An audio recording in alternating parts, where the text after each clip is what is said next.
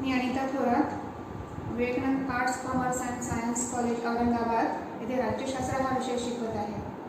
आपण पहिल्याच्या व्हिडिओमध्ये पहिलं प्रकरण शिकलेलो आहोत. आज आपण दुसऱ्या प्रकरणाला सुरुवात करणार आहोत. पहिल्या प्रकरणाचा अभ्यास तुम्ही चांगल्या पद्धतीने केलाच असेल. तुम्हाला PDF पाठवली होती पुस्तकाची. पहिलं प्रकरण चांगलं वाचून घ्या.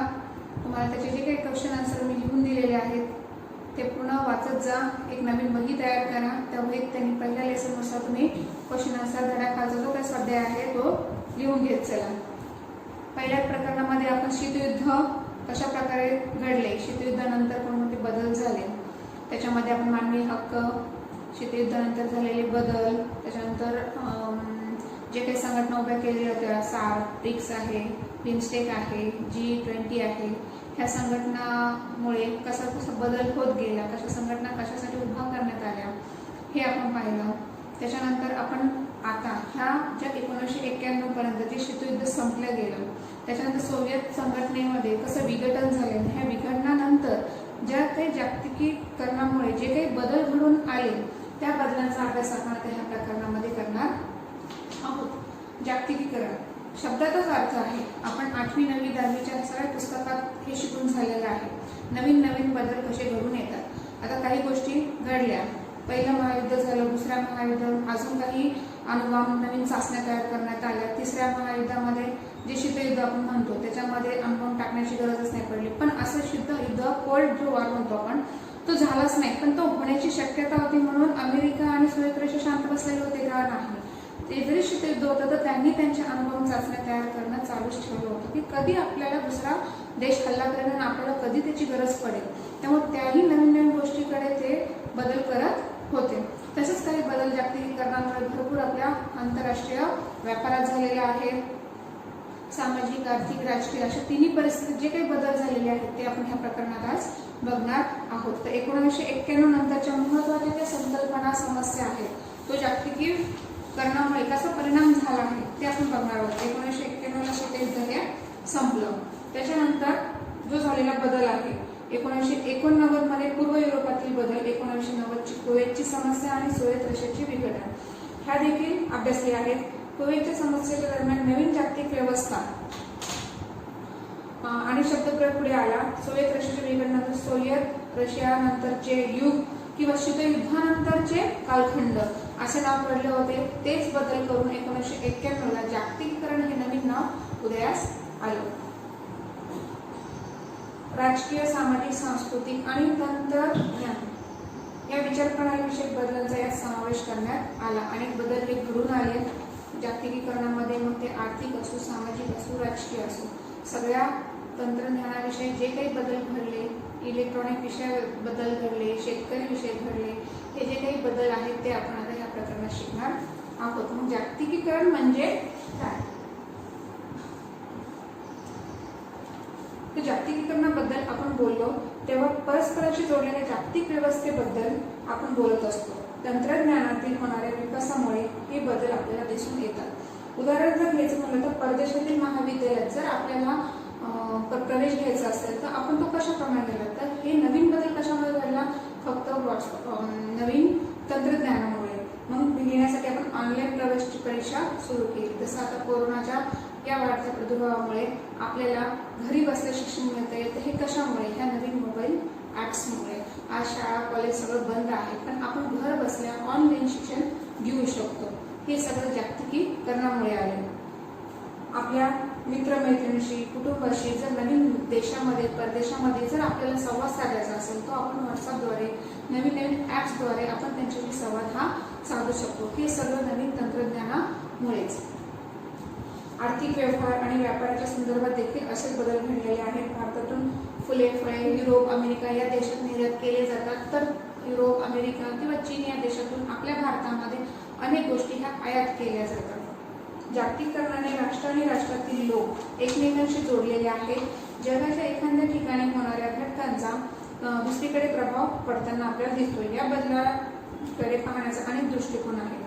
एक मत असे आहे की जरी आपण जागतिक पातळीवर एकमेकांशी जोडले गेलो असेल तरी आपल्या राष्ट्रव्यवस्थेचे महत्त्व काही कमी झालेले नाहीये. आपण आंतरराष्ट्रीय व्यापारामध्ये जास्त जरी भर दिला तरी आपण राष्ट्रामध्ये किंवा राज्यामध्ये पण आयात निर्यातीची प्रक्रिया ही त्याचप्रमाणे तितकीच महत्त्वाची आहे असं त्यांनी सांगितलेलं आहे. किंबहुना राष्ट्रवादाला आज देखील महत्त्व आहे. काही तज्ज्ञांच्या मते तंत्रज्ञान आणि अर्थशास्त्राचे राष्ट्रांना एकमेकांना जवळ आणले जाते. त्यांच्या मते राष्ट्राचे सार्वभौमत्व तसेच अधिकार क्षेत्रात संकल्पना आज आव्हान दिले जात आहे. आपले सार्वभौमत्व आपण शिकलेलोच आहे की बाह्य शक्तींचा प्रभाव आपल्यावर नसणे. आपण जरी व्यापार एकमेकांशी करत असेल, आंतरराष्ट्रीय संबंध जरी ठेवत असेल तर त्यांचा पूर्णपणे प्रभाव आपल्यावर आहे किंवा आपला त्यांच्यावर आहे असं काहीही नाही. नागरी समाज आणि बिगर राजकीय अभिकर्ते महत्वाचे झाले आहेत. आज सामाजिक चळवळी ज्या मानवी समस्यांवर भर देतात त्या राष्ट्रांच्या सीमा छेदून आंतरराष्ट्रीय पातळीवर कार्य करतात. आपण पाहिले आपल्याला जर दुसऱ्या देशात जायचं असेल तर आपल्याला पासपोर्ट व्हिसाची गरज पडते. पण आंतरराष्ट्रीय संबंध व्यापारासंबंधित असे झालेले आहेत की तो मुक्त संचार व्यापार आपण करू शकतो. तो सरकारने आपल्याला अवेलेबल करून दिलेला आहे. आपल्याला आज आपल्या शेतात काय पिकतं आहे, आपल्याला कोणत्या गोष्टीचा एक्सपोर्ट माल करायचा आहे हे आपण मुक्तपणे व्यापार करू शकतो. याच्यामध्ये त्यांनी जागतिकीकरण म्हणजे काय ते समजलंच आहे. तर आता त्यांनी आर्थिक घटकामध्ये कशा प्रकारे बदल घडलेले आहेत ते त्यांनी समजून सांगितलेलं आहे. मग आर्थिक घटकामध्ये त्यांनी पहिली बाजू सांगितली की भांडवली गुंतवणुकीचा मुक्त संचार. मग आता आपल्याला भांडवल गुंतवायचे आहे तर आपण फक्त आपल्या भारतात किंवा आपल्या ज्या ठिकाणी आपण जागेवर उभा आहोत तिथेच फक्त भांडवल गुंतवणूक नाही करू शकत. मुक्त संचार त्यांनी सांगितलं आहे. तर आपण एका देशातून दुसऱ्या देशात माल भांडवल देऊ शकतो, आणू शकतो आणि ह्या मुक्त संचारामुळे आपली आंतरराष्ट्रीय संबंध हे जास्त बळकट होत चाललेले आहेत. मग त्यांनी सांगितलंय गुंतवणूक हा अर्थव्यवस्थेतील एक महत्त्वाचा घटक आहे. उद्योगधंद्यांना भांडवलाची गरज असते. भांडवली गुंतवणुकीतून उद्योगांची उभारणी करता येते. उद्योगांमध्ये भांडवली गुंतवणूक हा केवळ सरकारी पातळीवर नव्हे तर खाजगी क्षेत्रातून देखील होत असते. टाटा किंवा रिलायन्स सारख्या खाजगी कंपन्या भारतातच नव्हे तर अमेरिका, युरोप, आफ्रिका इत्यादी राष्ट्रांमध्ये देखील गुंतवणूक करत असतात. आपण पाहिले टाटा रिलायन्स फक्त आपल्या भारतासाठीच सामील नाही आहे, तर याची फ्रँचायझी आपण दुसऱ्या देशातही देऊ शकतो किंवा दुसऱ्या देशातला जो काही माल आहे, एखादी कंपनी आहे तर आपल्या देशात सुद्धा स्थायिक होऊ शकते. ONGC कंपनीचं त्यांनी उदाहरण दिले.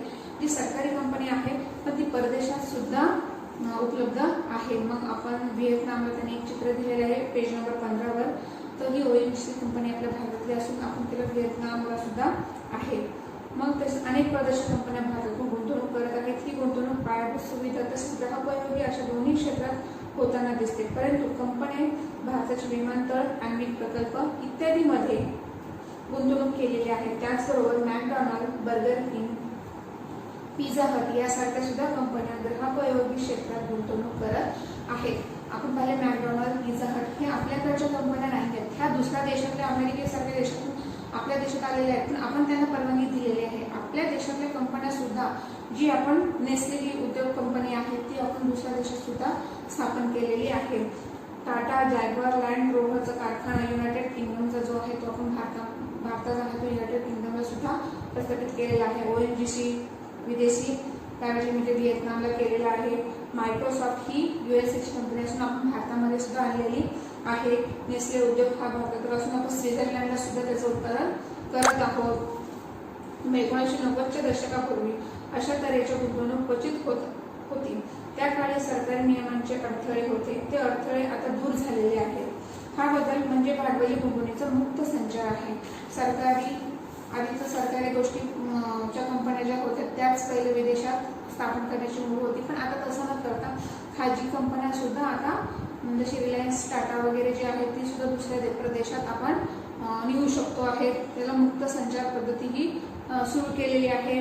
त्याच्यानंतर त्याने सगळे ग्राहकोपयोगी वस्तू किंवा पायाभूत सुविधा उपलब्ध करून दिलेल्या आहेत. मग ज्या गरजेच्या आहेत त्या देशात काय आहे काय नाही आहे, कोणत्या देशातून आपल्याला काय घ्यायचं आहे, आपल्या देशात जसं पेट्रोल डिझेलच्या ज्या गोष्टी आहेत त्या कमी पडत आहेत तर आपल्याला यांची आयात करणं गरजेचंच आहे. आपण आपल्या ज्या लोकसंख्येमागे आपल्याला ह्या गोष्टींचा परिपूर्ण फायदा होत नाहीये. आपल्याकडे जे पिकतं आहे, जे होत आहे तयार, आपण लोक असो, कोळसा असो, जे आपल्याकडे अवेलेबल आहे आपण ते दुसरीकडे निर्यात करतो आणि आपण दुसऱ्या देशातून आपल्याला जे काही पाहिजे असेल ते आपण आयात करतो. मग भांडवली गुंतवणूक भारतातून परदेशात आणि परदेशातून भारतात दोन्ही बाजूने होत असते. भारत हे एक विकसनशील राष्ट्र आहे, पूर्ण विकसित पण नाही आहे आणि अविकसित पण नाही, हे विकसनशील राष्ट्र आहे. आपली लोकसंख्या जास्त असल्यामुळे काही गोष्टी आपल्याकडे यायला थोडासा वेळ लागतोय, पण येत आहे.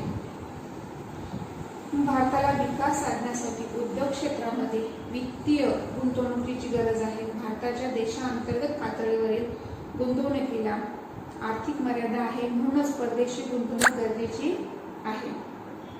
परंतु अशी गुंतवणूक पायाभूत सेवा सुविधांमध्ये झाली तरच विकासाला मदत होईल. हे क्षेत्र ग्राहकोपयोगी क्षेत्रापेक्षा महत्त्वाचे आहे, कारण खरा विकास साधण्यासाठी रेल्वे, रस्ते, जलमार्ग, हवाई मार्ग या संपर्क साधनाचा विकास होणे गरजेचे आहे. म्हणून क्षेत्रातील गुंतवणूक अधिक महत्त्वाची आहे. आपल्याला एखादी गुंतवणूक करायची आहे, आपल्याला हे पण पाहायला पाहिजे की तिथले रस्ते, उद्योगधंदे, जहाजामार्गून जाताना, आपल्याला हवाई मार्गातून जाताना आपल्याला कोणत्या गोष्टीतून जाण्यासाठी त्या गोष्टीची सुविधा आधी करणं गरजेचं आहे, तरच आपण हा व्यापार सहजरित्या करू शकतो. जर अवेलेबलच नसेल, रस्ताच अवेलेबल नसेल, तर आपण हे गुंतवणूक व्यवस्थितपणे करू शकत नाही. जर हवाई मार्ग नसेल, जहाजाचा मार्ग नसेल, तिथे कंटेनर जर झोन उपलब्ध नसतील, तर आपण आपली गुंतवणूक करण्यासाठी आपल्याला खूप अडचणी येतील. पण ह्या अडचणी दूर करण्यासाठी त्यांनी आधी सांगितलेलं आहे की ही जी काही तंत्रज्ञानात विकसित झालेली गोष्ट आहे, ती ह्या नवीन नवीन मार्गाने हे मार्ग उपलब्ध झाले तर ते मार्ग ऑटोमॅटिकच उपलब्ध हे होतात. तर पहिला पाहिलं आपण भांडवली गुंतवणुकीचा मुक्त संचार. आता त्याच्यात दुसरा आहे व्यापार या संकल्पनेत झालेला बदल. मग हा जो भांडवली गुंतवणूक झालेला मुक्त संचार आणि व्यापारात काय काय बदल झाला, मग त्याच्यामध्ये त्यांनी पहिलं सांगितलं आहे की मुक्त व्यापार संघटना.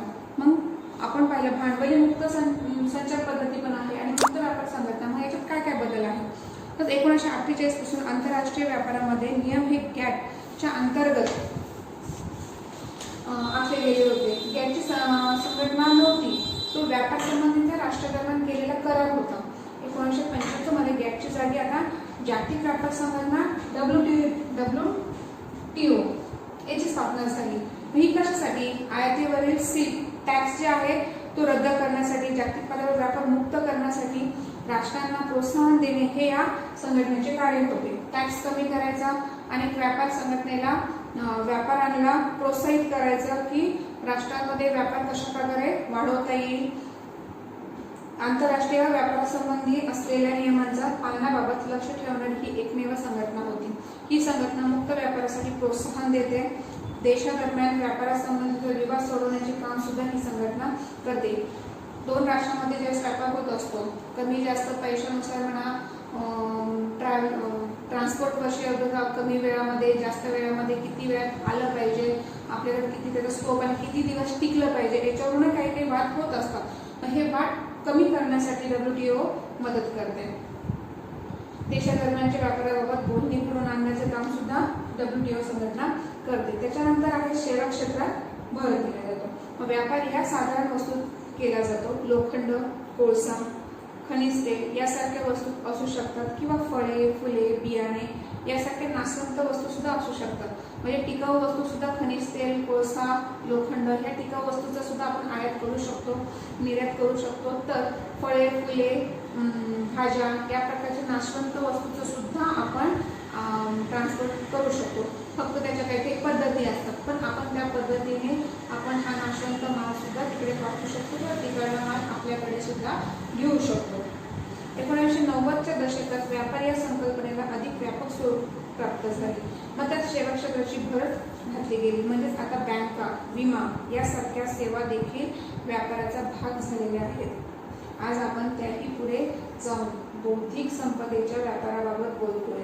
यात कॉपीराइट्स, ट्रेडमार्क, पेटंट यासारख्या गोष्टींचा समावेश केला जातो. मग बौद्धिक संपदा अधिकारांचे काही उदाहरण म्हणजे हे ट्रिप्स आहेत काहीतरी, त्याला त्यांनी ट्रिप्स हे नाव दिलं. मग हे ट्रिप्स कोणत्या? मग त्यांनी सांगितलं ट्रेडमार्क आहे. एक मार्क लावला जातो. आपण जे काही एखादा बिझनेस उभा करतो आहे, आपण ISI जसं मार्क लावलो होतो सरकारी नियमानुसार, तसाच एक सिम्बॉल लावला जातो ट्रेडमार्क. मग हे अमूलचं जे आहे, अमूलचं एक सिम्बॉल लावला जातो. तो सिम्बॉल अमूलचा आहे हे सिद्ध करण्यासाठी त्यांनी तो ट्रेडमार्क दिलेला आहे. मग तो जर दुसऱ्या देशात त्याची फ्रँचायझी उघडायची असेल तर ह्या नावानुसारच तिथे चालेल. त्याच्यानंतर वेडिलाल आहे, मॅकडॉनल्ड आहे, गुगल आहे. तुम्ही पहिलं मोबाईलवर सुद्धा चिन्ह दिले जातात. ॲपलचा मोबाईल आहे तर ॲपलचं चित्र दिलं जातं आडवं खाली. हे त्यांचा ट्रेडमार्क आहे. त्या मार्क असल्याशिवाय तिथे त्याचा फ्रँचायझी ही ओपन होत नाही. तो एक त्यांनी ठरवलेला ट्रेडमार्क. त्याच्यानंतर कॉपीराइट्स. कॉपीराइट्स एक कंपनी आहे, एखादी तुम्ही खोललेला एखादा बिझनेस आहे, त्याला एक कॉपीराइट्स म्हणजे आपण केलेला जो सुरुवातीचा बिझनेस आहे रिलायन्सचा का असताना रिलायन्सचा पकडला आपण तर त्यांनी ती कॉपीराइट्स केलेला आहे. त्यांनी तो फिक्स केलेला की हे अंबानीच्याच नावाचं आहे, तो दुसरा कोणी चालू शकत नाही. ते अंबानीच्या नावानेच दुसऱ्या देशात सुद्धा प्रदर्शित होणार. त्याच्यानंतर त्यांनी सांगितलं पेटंट. मग पेटंट हे काय आहे? भरपूर पिक्चरमध्ये तुम्ही पाहिलेलं असेल. आपली नावाची एखादी आपण पार्ट्स तयार केलेला आहे, तो पार्ट्स आपण आपल्या नावाने एक पेटंट करून ठेवला सरकारी खात्यामध्ये, तर तो त्यासारखाच पार्ट कोणी दुसऱ्याने जरी केलं तरी नाव फक्त आपलंच लागेल, जर ते पेटंट करून ठेवलेलं असेल तरच. मग ह्या तिन्ही पद्धतीने आपण व्यापारामध्ये आंतरराष्ट्रीय संबंधामध्ये कसं घट्टपणा आणून घेतला जातो, कारण की एकाच नावाने एकच ब्रँडने आपण वस्तू विकल्या जातो. हर एक तुम्ही विचार केला तर कपड्यांचा सुद्धा ब्रँड असतो, गाड्यांचा ब्रँड आहे, छोट्या छोट्या कंपन्या पेनांचा सुद्धा ब्रँड आहे. त्या ब्रँडनुसारच ते चाललं जातो. आपण ॲड पाहतो, आपल्याला कळतं तरी कसं, आपण टी व्हीवर ॲड पाहतो. हे एक तंत्रज्ञानच आहे. आपल्याला कळण्यासाठी सुद्धा हे टी व्ही हा मार्ग सुद्धा तंत्रज्ञानाचा नवीन विकसित मार्ग आहे. सुरुवातीच्या काळामध्ये तंत्रज्ञानाच्या विकासामध्ये आपण पाहिलं आहे पक्षी चिठ्ठ्या घेऊन यायचा. त्याच्यानंतर नवीन पद्धत सुरू झाली, कागदाची राजा महाराजांच्या काळात त्याची ने-आण सुरू झाली. त्याच्यानंतर पोस्ट ऑफिस सुरुवात करण्यात आली. ह्या पोस्ट ऑफिसमधून त्या पोस्ट ऑफिसला चिठ्ठ्या नेण्यात आल्या, मग त्या घरपोच करण्यात आल्या. मग टेलिफोन ग्रुप सेवा सुरू झाली, STD पिक्चर सुरू झाले. STD पिक्चर नंतर आपल्याकडे मोबाईल हातात आला. ह्या नेटवर्किंग कव्हरिंगमुळे किती फायदा होत चाललेला आहे. याचा तोटाही आहे, घेतला तर तोटा पण आहे, घेतला तर फायदा पण आहे. तोटा कसा, तर तुम्ही मोबाईल हातात आहे पण तुम्ही काय पाहायचं आहे हे तुमच्या हातात आहे. तुम्हाला आज एखादी गोष्ट कळत नाही, एखादा शब्द कळत नाही, तर तुम्ही लगेच त्याच्यावर सर्च करू शकता. काय आहे हा मुक्त व्यापार, काय आहे भांडवली गुंतवणुकीचा मुक्त संचार, हे तुम्हाला आता बोलून नाही समजत. तर आपण हा जर व्ह्यू मोबाईलवर टाकला तर त्याची पूर्ण माहिती तुम्हाला डिटेल्स पूर्ण येऊन जाते. पण तुम्ही जर तोच मोबाईल गेम खेळण्यामध्ये लावला तर त्याचा तोटा आहे तुम्हाला. मग तुम्ही त्याचा फायदा करून घ्यायचा का तोटा हे तुमच्या हातात आहे. सरकारने म्हणा किंवा तंत्रज्ञान सायन्सने म्हणा, तंत्रज्ञान तर शोधून काढले पण त्याचा फायदा जास्त प्रमाणात आहे लोकांना आणि कंपन्या स्थापित झालेल्या आहेत. आज आपण ह्या देशातून त्या देशात सहजतेने बोलू शकतो, व्यापार वाढवू शकतो. हे सगळं विकसित झालं आहे फक्त ह्या तंत्रज्ञानामुळे, जागतिकीकरणामुळे. आता आपल्याला कंटेनर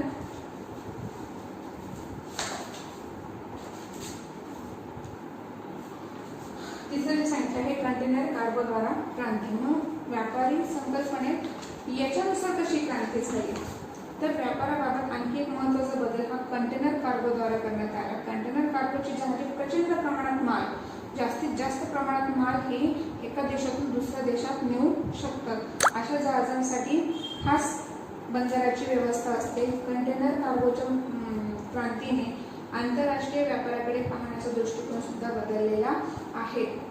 सुरुवातीला माल वाहतुकात भांडवल पाठवायचं म्हटल्यानंतर एखादा कंटेनर कार्गोचीच गरज पडत होती, कारण की जास्त वजनाचा माल हा पाठवायचा म्हणजे तर याची निर्मिती करण्यात आली आणि यामुळे आंतरराष्ट्रीय व्यापारामध्ये सहजतेने मार्ग हे खुले झाले.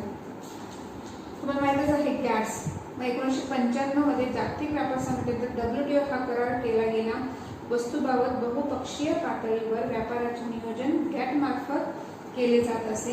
त्याच प्रकारे नियोजन करण्यासाठी सेवा क्षेत्राला या समाविष्ट करण्यात केले गेले. मग दुसरं काय आहे, त्यांनी सुरुवातीला गॅटचा म्हणजे व्यापार संघटना वाढवण्यासाठी किंवा व्यापारात बदल करण्यासाठी मग गॅटचा एक संघटना उभा केली, याच्यात बदल घडून आणले. त्याच्यानंतर ट्रिप्स त्यांनी आणल्या.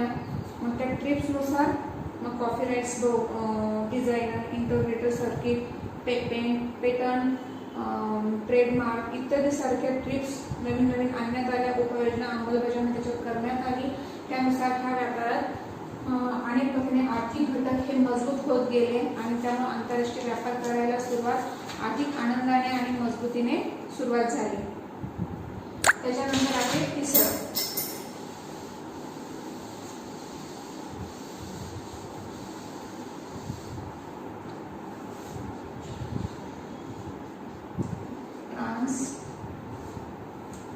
ट्रान्सनॅशनल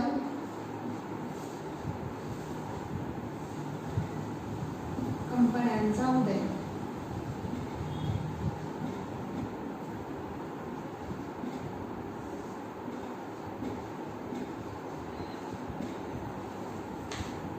ट्रान्सनॅशनल कंपन्यांचा उदय, सरकारीच कंपन्या नाही तर खाजगी कंपन्यांचाही उदय जास्त प्रमाणात होत गेले. 1990च्या दशकापर्यंत आर्थिक क्षेत्रात सरकारी नियंत्रण होते. 90च्या दशकामध्ये सरकारी कंपन्यांवर नियंत्रण होते, बाकीच्या खाजगी क्षेत्रावर सुद्धा नियंत्रण होते. पण खाजगी उद्योगांना मर्यादित संधी उपलब्ध होती. जागतिकीकरणाच्या युगात यात बदल झालेला दिसून येतो. खाजगी उद्योगामध्ये वाढ झालेली दिसून येते. खाजगी उद्योगामध्ये त्याचप्रमाणे त्यांच्या खाजगी कंपन्या देशांविरुद्ध कार्य करत होत्या, त्या आता परदेशी व्यापार करू लागल्या. म्हणजे पहिले सरकारी कंपन्यात ने-आण किंवा भांडवली गुंतवणूक ही दुसऱ्या प्रदेशातून आपल्या प्रदेशात होत होते. पण त्याच्यानंतर खाजगी कंपन्या सुद्धा फक्त आपल्या देशातच कार्य करत होती. पण त्याच्यानंतर 1990च्या दशकानंतर खाजगी कंपन्या सुद्धा दुसऱ्या देशात व्यापार ह्या करू लागल्या. त्यात रूपांतर बहुराष्ट्रीय कंपन्यांमध्ये झाले. आता आपण ट्रान्सनॅशनल कंपन्यांचा उदय झालेला देखील पाहतो. हा बदल मुख्यतः खाजगी क्षेत्रात झालेला आहे. या जो बदलाचा आहे, बहुराष्ट्रीय कंपनीच्या निर्मिती झाल्या. मग ह्या कशासाठी की त्याचे ह्या कंपन्या जिथे एका राष्ट्रात मुख्यालय असते परंतु ती अनेक देशात कार्यरत असते.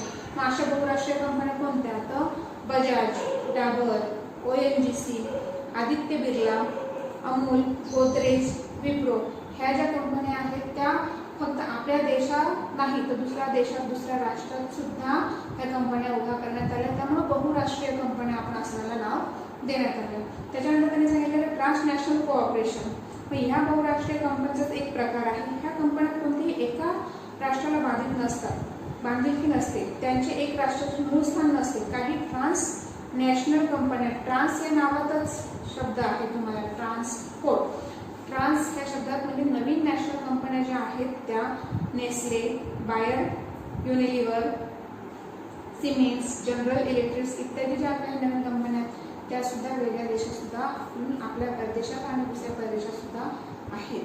त्याच्यानंतर सेवा क्षेत्र हे 3 पारंपरिक आर्थिक क्षेत्रापैकी तिसरे क्षेत्र आहे. पहिल्या क्षेत्रात त्यांनी शेती, खाणकाम, मासेमारी इत्यादींचा समावेश होतो असं सांगितलं. दुसरे क्षेत्र जे आहे ते त्यांनी उत्पादन क्षेत्र म्हणून सांगितलं. आणि तिसरे जे आहे खानपान, हाऊसकीपिंग, सुरक्षा इत्यादी सेवांचा समावेश होतो असं त्यांनी ट्रान्सनॅशनल कंपन्यांचा उदय कशा प्रकारे झाला हे सांगितलं. मग याचा परिणाम सर्वसामान्य माणसावर कशा पद्धतीने झाला, काही चांगलेही परिणाम घडलेत आणि काही वाईटही परिणाम घडलेत. मग त्यांनी 1 नंबर सांगितले की कुशल आणि अर्धकुशल कामगार आज एका राष्ट्रातून दुसऱ्या राष्ट्रात स्थलांतर केले जात आहे. त्यांचा परिणाम श्रमिक बाजारपेठेवर होतो आहे. बरेच कुशल आणि अकुशल कामगार आज पश्चिम आशिया, अमेरिका, युरोप इत्यादी ठिकाणी स्थलांतरित होत आहेत. मग खाजगी क्षेत्राच्या वाढीमुळे सेवा क्षेत्रात रोजगारांच्या संधी वाढल्या गेलेल्या आहेत. उदाहरणार्थ खानपान, माल वितरण, प्रवासी वाहतूक इत्यादी. म्हणजे खाजगी ज्या कंपन्या आहेत आता त्याच्यातही वाढ झालेली आहे. एका देशातून दुसऱ्या परदेशात सुद्धा त्यांची वाढ मोठ्या प्रमाणात झालेली आहे. याचा जागतिक सर्वसामान्य लोकांवर कोणता परिणाम झाला, तर मग ह्या कंपन्या ज्या आहेत तर आपले जे वर्कर असतात स्वतःचे त्या वर्कर लोकांना त्या दुसऱ्या देशात जर वर्कर्स लोक कमी पडत असतील तर आपल्या देशातून इकडले लोक तिकडे काही दिवसासाठी ट्रान्स केल्या जातात. मग याचा परिणाम काय होतो तर इकडे त्यांची फॅमिली असेल, त्यांना जाण्याची जी काही त्रास होण्याची हे असेल तर तो एक परिणाम त्या सर्वसामान्य लोकांना होतो की आमचे ट्रान्सफर गरजेचं नाही असं त्यांना वाटत असतं. पण कंपनीला तसं नाही. कंपनी एका देशातून दुसऱ्या देशात प्रस्थापित झाली तर तिथलं सुद्धा त्यांना इथे मॅनेजमेंट करावं लागतं. ह्या तिकडले सुद्धा लोक आपल्याकडे ट्रान्सफर म्हणून येऊ शकतात. मग ते मॅनेजर लेवलला असो, वर्कर लेवलला असो, कोणत्याही लेवलला हे ट्रान्सफर होत असतं. मग दुसरा परिणाम काय झाला तर लहान उद्योग आणि दुकानावर झालेला दिसून येतो. मग लहान उद्योगांना बड्या बहुराष्ट्रीय कंपन्यांची स्पर्धा करावी लागते. हे उद्योग किंवा दुकाने कार्यक्षम पद्धतीने चालवली जातात. ती त्या स्पर्धेत टिकून आहेत. आज शहरात मोठी किराणे दुकाने आहेत. छोटे दुकानदार आहेत, भाजीवाले आहेत, मॉल जरी उभी राहिलेले आहेत, फळ विक्रेते आहेत, ग्राहक, हे सगळे जे काय आहेत आज देखील ग्राहक मिळवण्याचा प्रयत्न करतात. ते आपल्या ग्राहकाला आवश्यक ती सेवा देतात. आणि तिसरा परिणाम झाला शेतीचा. म्हणजे काय झालं, तंत्रज्ञान जरी आलं, नवीन कंपन्या जरी उभ्या राहिल्या, तरीही नवीन नवीन मॉल्स उभा राहिलेत, पण आज अशी सवलत दिलेली आहे की छोटे उद्योग जरी असतील तरी त्यांना बंद नाही करता येत. छोटे उद्योगांना सुद्धा एक नवीन ग्राहकापर्यंत पोहोचण्याची सेवा ते चांगल्या पद्धतीने देऊ शकतात. आणि चांगल्या पद्धतीने दिले की त्यांच्यातही तो ग्रासिंग पॉवर येत आहे. तिसरा परिणाम त्यांनी सांगितलं की शेतीच्या संदर्भात बघायला मिळतो. आज शेतकरी आपला माल मोठ्या कंपन्यांच्या मध्यस्थीशिवाय सुद्धा थेट विकू शकतात. बहुराष्ट्रीय कंपन्यांनी नवीन तंत्रज्ञान आणलेले आहेत. तसेच भारतीय मालाला नव्या बाजारपेठा खुल्या केलेल्या आहेत. उदाहरणार्थ भारतीय समुद्र उत्पादने, मग मांस आहे, तांदूळ आहेत, मसाले आहेत, ताजी फळे आहेत आणि भाज्या सुद्धा आहेत. साखर, कॉफी, भुईमूग, काजू इत्यादी गोष्टी आपल्या देशातून दुसऱ्या देशात ह्या निर्यात होत असतात. मग आपल्या देशातही काही वस्तू आयात होतात आणि ह्या वस्तू आपल्या देशातून दुसऱ्या देशातही निर्यात होतात. मग सर्वसामान्य जे लोक आहेत, पहिले कसं कंपन्या थ्रू आधी व्यापाराला शेतकरी लोक आपला माल द्यायचे, मग व्यापारी घेऊन ते सरकारला द्यायचे, सरकार थ्रू ते दुसऱ्या आंतरराष्ट्रीय देशात जात होतं. तसं न करता आज एवढं काही तंत्रज्ञान वाढलेलं आहे की आज आपण आपल्या शेतातला माल आपण डायरेक्ट दुसऱ्या देशातही विकू शकतो. आपण त्या पद्धतीने ती पॅकिंग करून आपण त्या देशाला देऊ शकतो. म्हणजे ते मध्यस्थी जेवढा पैसा खात होते ते आज न होता डायरेक्ट शेतकऱ्याला तो पैसा मिळू शकतो. फक्त याची माहिती घेणं गरजेचं आहे. त्याच्यासाठी शिकणं हे सर्वात महत्त्वाचं आहे. त्यामुळेच आज आपण हे आंतरराष्ट्रीय व्यवहार कशा पद्धतीने होतात आणि त्याचा आपल्या जगावर कशा पद्धतीने परिणाम झालेला आहे. 1991 नंतर हळूहळू कशा आर्थिक घटकाबाबत जे काही बदल झालेले आहेत ते आपण आता पाहत आहोत. आपण आज इथेच थांबूया. उद्याच्या याच्यामध्ये आपण जसं आर्थिक घटक कशाप्रमाणे आपल्या जागतिकीकरणात बदल झाले, तसे राजकीय घटकामध्ये कशा प्रकारे जागतिकीकरणाचा परिणाम झालेला दिसून येतो हे बघूया.